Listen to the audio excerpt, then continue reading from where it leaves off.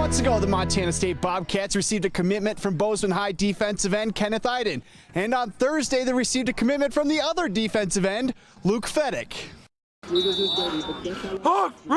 I'm super excited. You know, me and Kenny are good buddies, so it's cool. It was cool, you know, when we first got to play side by side, kind of these past 2 years. You know, I think it's going to be really special to have, you know, another close teammate there with me. For Fedyk, committing to the hometown Bobcats was a pretty easy decision.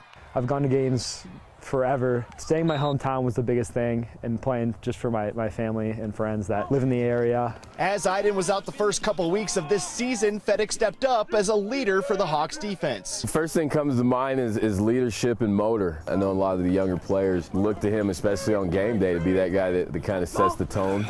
This year especially, he stepped up big time when our other defensive end, Kenny, was out. Montana State has told Fedyk to prepare to play some outside linebacker, wide receiver, and even some long snapper. But Fedyk prefers to get after it on defense. I really just like the mentality of defense. You know, it's just, you kind of got to put your nose down and get after guys. You know, Westy always talks about just light your hair on fire and get after it, you know.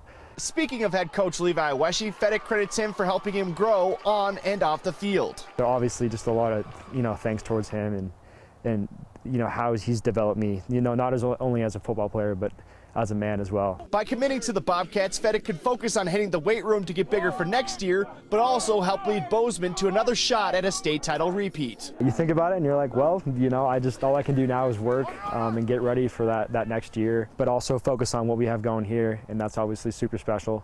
In Bozeman, John Miller, MTN Sports.